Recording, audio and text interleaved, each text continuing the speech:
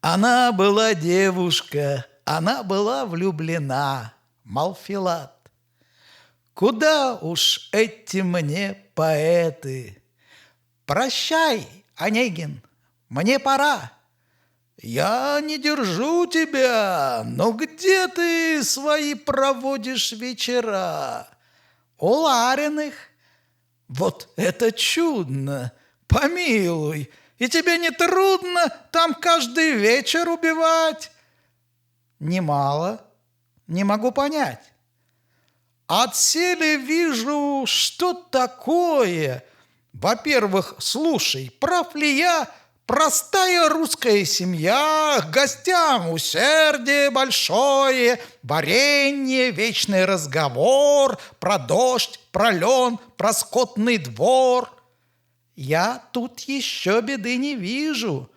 Да скука, вот беда, мой друг.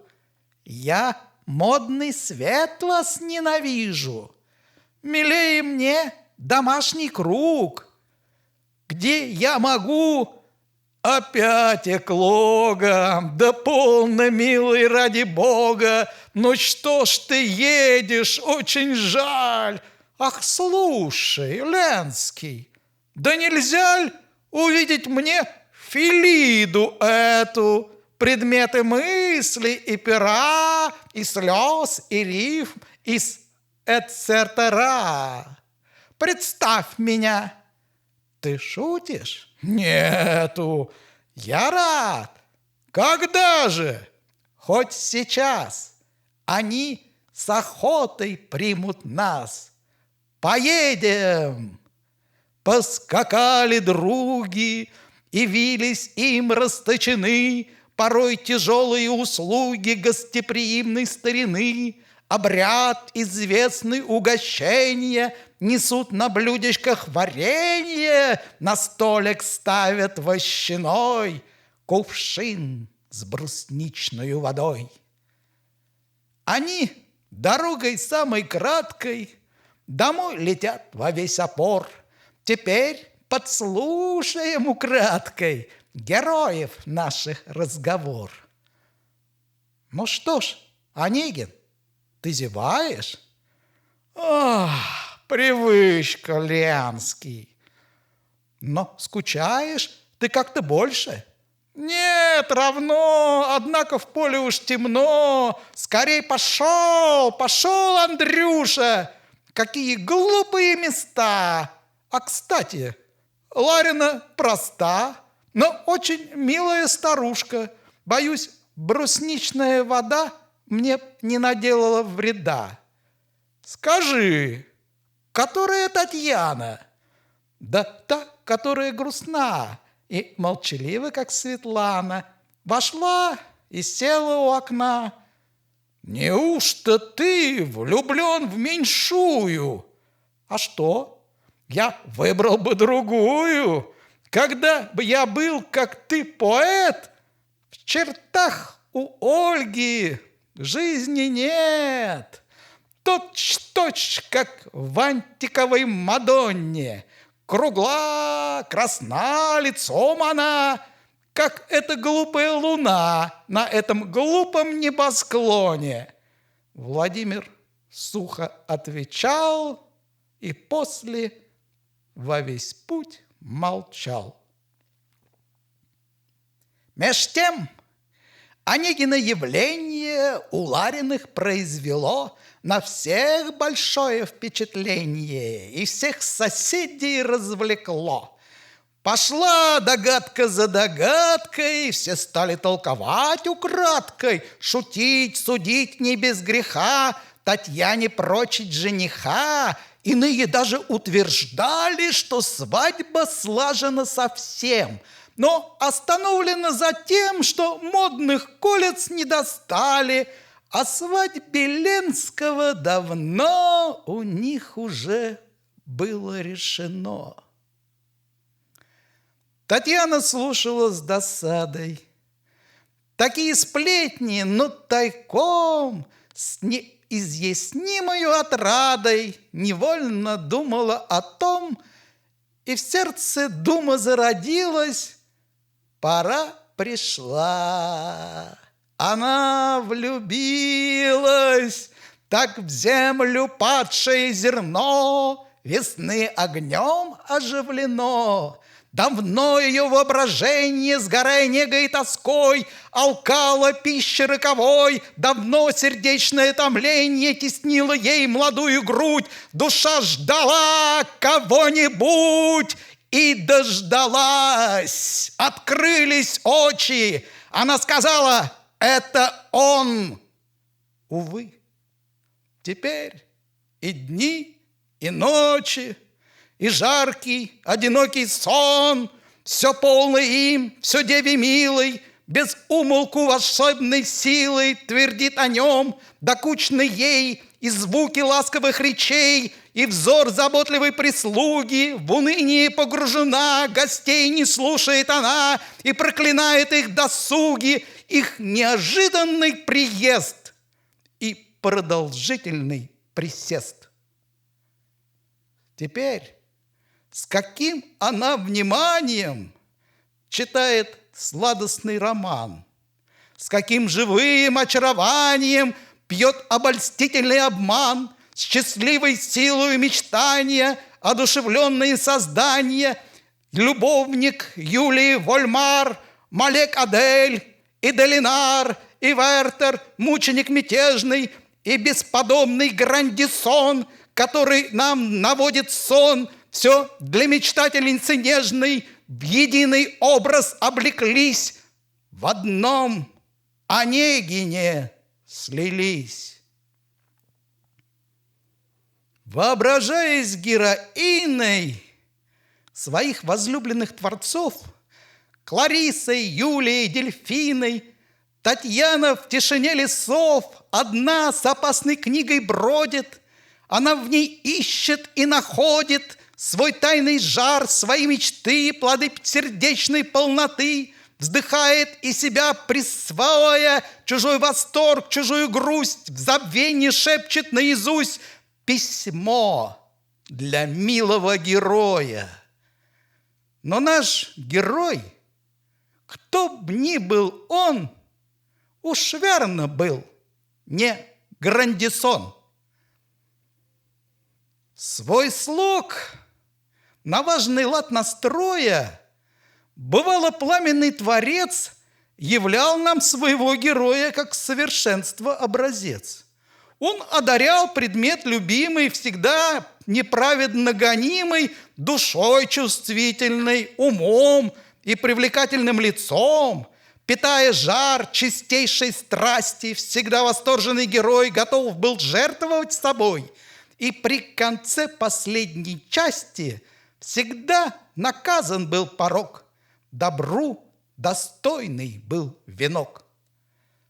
А нынче все умы в тумане, мораль на нас наводит сон, порой любезен и в романе, и там уж торжествует он, британской музы небылицы, тревожит сон от раковицы, и стал теперь ее кумир или задумчивый вампир, или мельмот, бродяга мрачный, или вечный жид, или корсар, или таинственный сбогар. Лорд Байрон прихотью удачной облек в унылый романтизм и безнадежный эгоизм. Друзья мои, что ж толку в этом? Быть может, волею небес я перестану быть поэтом, в меня вселится новый бес, и Фебовы, презрев угрозы, уснижусь до смиренной прозы. Тогда роман на старый лад займет веселый мой закат. Не муки тайные злодейства я грозно в нем изображу, но просто вам перескажу предания русского семейства, любви пленительные сны да нравы нашей старины. Перескажу простые речи отца или дяди старика, детей условленные встречи, У старых лип, у ручейка, несчастной ревности мучения, разлуку, слезы, примирения, поссорю вновь, и, наконец, я поведу их под венец. Я вспомню речи неги страстной, слова тоскующей любви, которые в минувшие дни у ног любовницы прекрасной мне приходили на язык, от коих я теперь отвык. Татьяна, милая Татьяна, с тобой теперь я слезы лью. Ты в руки модного тирана уже отдала судьбу свою. Погибнешь, милая, но прежде ты в ослепительной надежде блаженство темное зовешь. Ты негу жизни узнаешь, ты пьешь волшебный яд желаний, тебя преследуют мечты, везде воображаешь ты приют из счастливых свиданий, везде перед тобой твой искуситель роковой. Тоска любви Татьяну гонит, и в сад идет она грустить, и вдруг недвижны очи клонит, и лень ей далее ступить. Приподнялась грудь, ланиты мгновенным пламенем покрыты, дыхание замерло в устах, и в слухе шум, и блеск в очах. Настанет ночь, луна обходит дозором дальний свод небес, и соловей во мгле древес напевы звучные заводит. Татьяна в темноте не спит и тихо с няней говорит. Не спится, няня, здесь так душно. Открой окно, да сядь ко мне. Что, Таня, что с тобой? Мне скучно. Поговорим о старине. О чем же, Таня? Я, бывало, хранила в памяти немало старинных былей небелиц, про злых духов и про девиц. А нынче все мне темно, Таня, не знала, то забыла, да пришла худая череда, зашибла. Расскажи мне, няня, про ваши старые года. Была ли ты влюблена тогда? И полно, Таня, в эти лета мы не слыхали про любовь, а то бы согнала со света меня покойница-свекровь. Да как же ты венчалась, няня? Так, видно, Бог велел. Мой Ваня моложе был меня, мой свет, а было мне 13 лет. Недели 2 ходила сваха к моей родне, и, наконец, благословил меня отец. Я горько плакала со страха, мне с плачем косу расплели, да с пеньем в церковь повели. И вот ввели в семью чужую, да ты не слушаешь меня. Ах, няня, няня, я тоскую, мне тошно, милая моя, я плакать, я рыдать готова. Дитя мое, ты нездорова? Господь помилуй и спаси. Чего ты хочешь? Попроси. Дай окроплю святой водою, ты вся горишь. Я не больна, я, знаешь, няня, влюблена. Дитя мое, Господь с тобою. И няня девушку с мольбою крестила дряхлою рукой. Я влюблена. шептала снова старушке с горечью она. Сердечный друг, ты нездорова, оставь меня, я влюблена.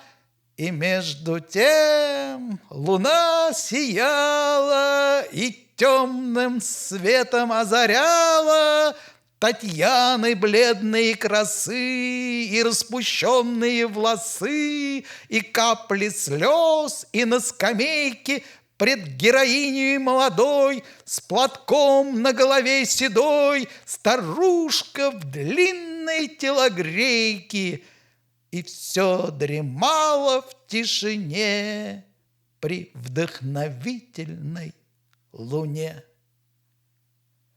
И сердцем далеко носилась Татьяна, смотря на луну. Вдруг мысль в уме ее родилась: «Поди, оставь меня одну, дай, няня, мне перо, бумагу, да стол подвинь, я скоро лягу, прости». И вот она одна, все тихо, светит ей луна, облокотясь, Татьяна пишет, и все Евгений на уме, и в необдуманном письме любовь невинной девы дышит. Письмо готово, сложено. Татьяна, для кого ж оно? Я знал красавиц недоступных, холодных, чистых, как зима, неутолимых, неподкупных, непостижимых для ума. Дивился я их спеси модной, их добродетели природной, и, признаюсь, от них бежал. И, помнится, с ужасом читал над их бровями надпись ада: «Оставь надежду навсегда». Внушать любовь для них беда, пугать людей для них отрада. Быть может, на брегах Невы подобных дам видали вы? Среди поклонников послушных других причудниц я видал, самолюбиво равнодушных, для вздохов страстных и похвал. И что ж нашел я с изумлением? Они суровым повелением, пугая робкую любовь, ее привлечь умели вновь.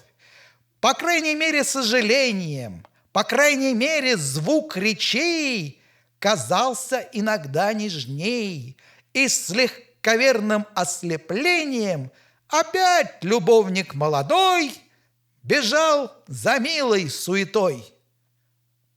За что ж виновнее Татьяна? За то, что в милой простоте она не ведает обмана и верит избранной мечте? За то, что любит без искусства, послушное велению чувства, что так доверчива она, что от небес одарена воображением мятежным, умом и волею живой, и своенравной головой, и сердцем пламенным и нежным? Ужели не простите ей вы легкомыслия страстей?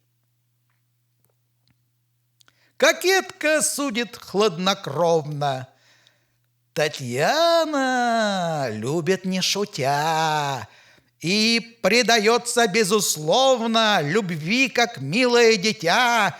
Не говорит она: отложим, любви мы цену тем умножим, вернее, в сети заведем, сперва тщеславие кольнем, надеждой, там недоумением, измучим сердце, а потом ревнивым оживим огнем. А то, скучая наслаждением, невольник хитрый из оков сейчасно вырваться готов. Еще предвижу затруднение Родной земли спасая честь, я должен буду без сомнения письмо Татьяны перевесть. Она по-русски плохо знала, журналов наших не читала и выражалась с трудом на языке своем родном. И так писала по-французски. Что делать? Повторяю вновь. Да ныне дамская любовь не изъяснялась по-русски. Да ныне гордый наш язык к почтовой прозе не привык. Я знаю, дам хотят заставить читать по-русски. Право, страх. Могу ли я себе представить с благонамеренным в руках? Я шлюсь на вас, мои поэты, не правда ли? Милые предметы, которым за свои грехи писали втайне вы стихи, которым сердце посвящали, не все ли русским языком, владея слабо и с трудом, его так мило искажали, и в их устах язык чужой не обратился ли в родной? Не дай мне Бог сойтись на бале или при разъезде на крыльце с семинаристом в желтой шале или с академиком в чепце, как уст румяных без улыбки, без грамматической ошибки. Я русской речи не люблю. Быть может, на беду мою красавиц новых поколений, журналов вняв молящий глаз, грамматики приучат нас, стихи введут в употребление, но я... Какое дело мне? Я верен буду старине. Неправильный, небрежный лепет, неточный выговор речей, по-прежнему сердечный трепет произведут в груди моей. Раскаяться во мне нет силы, мне галлицизмы будут милы, как в прошлой юности грехи, как Богдановича стихи. Но полно, мне пора заняться письмом красавицы моей. Я слово дал, и что ж, ей-ей, теперь готов уж отказаться. Я знаю, нежного парни перо не в моде в наши дни. Певец Перов и грусти томной, когда б еще ты был со мной, я стал бы просьбою нескромной тебя тревожить, милый мой, что на волшебные напевы переложил ты страстной девы иноплеменные слова. Где ты? Приди! Свои права передаю тебе с поклоном, но посреди печальных скал, отвыкнув сердцем от похвал, один под финским небосклоном он бродит, и душа его не слышит горя моего. Письмо Татьяны предо мною. Его я свято берегу, читаю с тайною тоскою и начитаться не могу. Кто ей внушал и эту нежность, и слов любезную небрежность? Кто ей внушал умильный вздор, безумный сердца разговор? И увлекательный, и вредный я не могу понять, но вот неполный слабый перевод живой картины список бледный или разыгранный фрейшиц перстами робких учениц. Письмо Татьяны к Онегину. Я вам пишу. Чего же более? Что я могу сказать еще? Теперь я знаю, в вашей воле меня презрением наказать. Но вы к моей несчастной доле, хоть каплю жалости храня, вы не оставите меня. Сначала я молчать хотела. Поверьте, моего стыда вы не узнали б никогда. Когда б надежду я имела хоть редко, хоть в неделю раз в деревне нашей видеть вас, чтоб только слышать ваши речи, вам слово молвить, и потом все думать, думать об одном, и день, и ночь, до новой встречи. Но, говорят, вы нелюдим. В глуши, в деревне все вам скучно, а ничем мы не блестим, хоть вам и рады простодушно. Зачем вы посетили нас?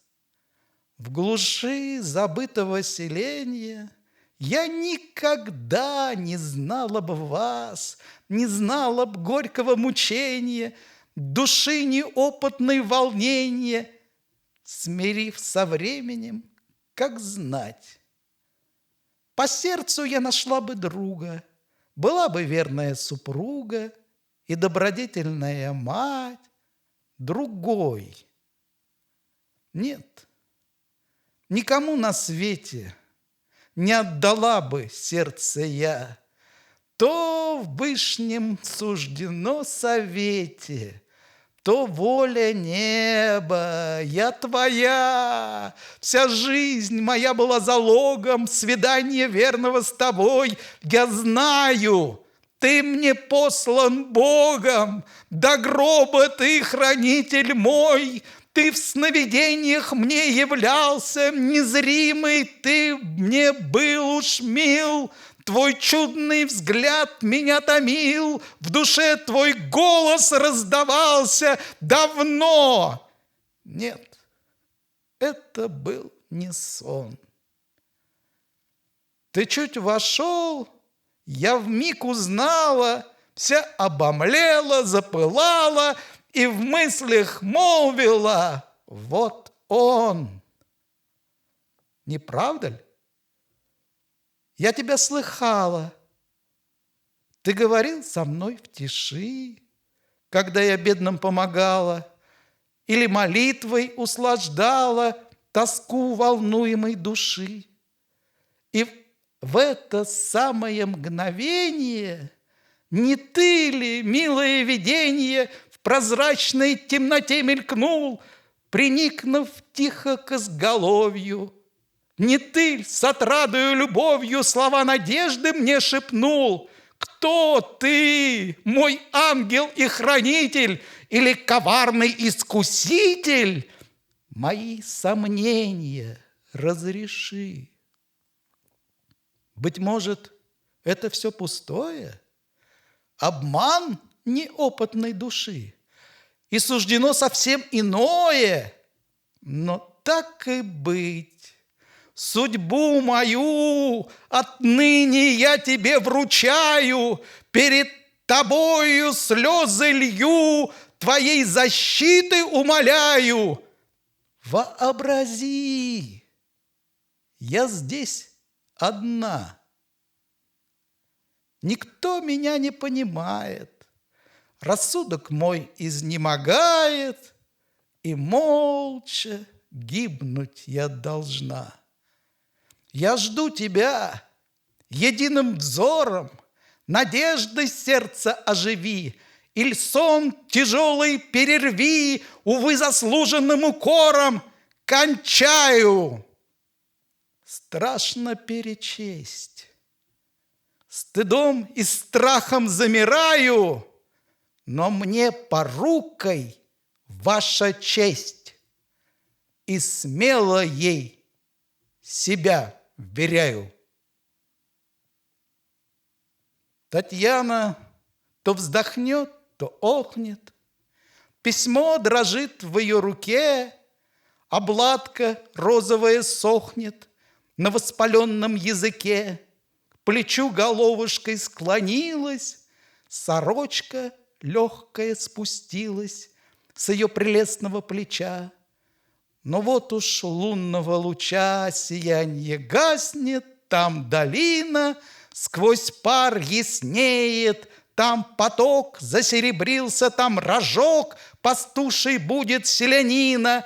Вот утро встали все давно, моей Татьяне все равно.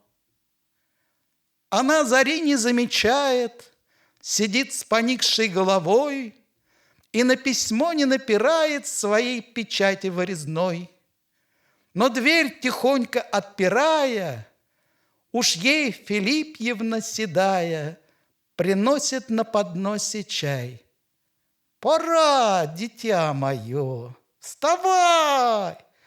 Да ты, красавица, готова! О, пташка ранняя моя! Вечер уж как боялась я! Да, слава богу, ты здорова! Тоски ночной и следу нет! Лицо твое, как маков цвет!» «Ах, няня, сделай одолжение!» «Изволь, родная, прикажи!»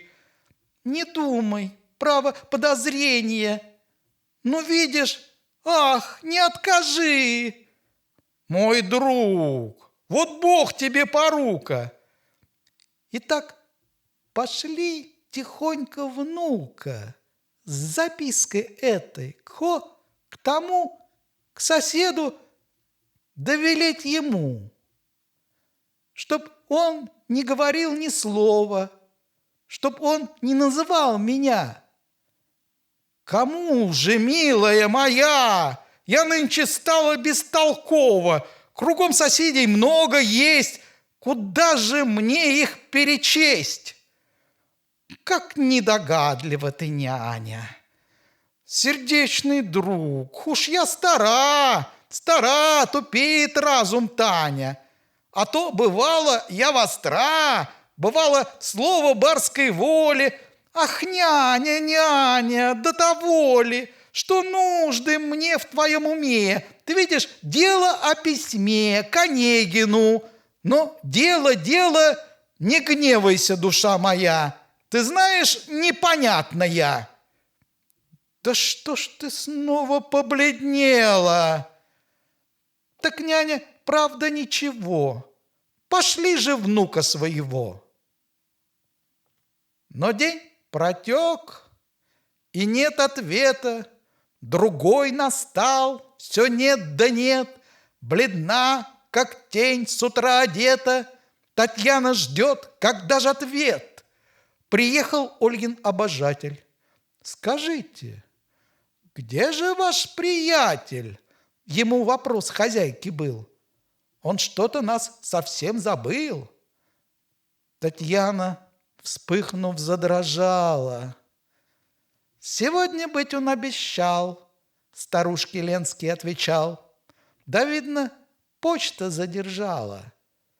Татьяна потупила взор, как будто слыша злой укор. Смеркалось. На столе, блистая, шипел вечерний самовар. Китайский чайник, нагревая, под ним клубился легкий пар, разлитый Ольгиной рукою по чашкам темною струей. Уже душистый чай бежал, и сливки мальчик подавал. Татьяна пред окном стояла, но стекла хладные дыша, задумавшись, моя душа прелестным пальчиком писала на отуманенном стекле заветный вензель О да Е. И между тем душа в ней ныла, и слез был полон томный взор. Вдруг топот, кровь ее застыла, вот ближе скачут и на двор Евгений. Ах! И легче тени, Татьяна прыг в другие сени, с крыльца на двор и прямо в сад летит летит, взглянуть назад не смеет, мигом бежала куртины, мостики, лужок, аллею к озеру, лесок, кусты сирен переломала, по цветникам летя к ручью и, задыхаясь, на скамью упала. Здесь он, здесь Евгений, о Боже! Что подумал он? В ней сердце полное мучений, хранит надежды темный сон. Она дрожит и жаром пышет, и ждет. Не идет ли, но не слышит. В саду служанки на грядах сбирали ягоду в кустах и хором по наказу пели. Наказ, основанный на том, чтоб барской ягоды тайком уста лукавые не ели, и пением были заняты, затея сельской остроты. Песня девушек. Девицы-красавицы, душеньки-подруженьки, разыграйтесь, девицы, разгуляйтесь, милые, затяните песенку, песенку заветную, заманите молодца к хороводу нашему. Как заманим молодца, как завидим издали, разбежимтесь, милые, закидаем вишеньем, вишеньем малиною, красною смородиной. Не ходи подслушивать песенки заветные, не ходи подсматривать игры наши девичьи.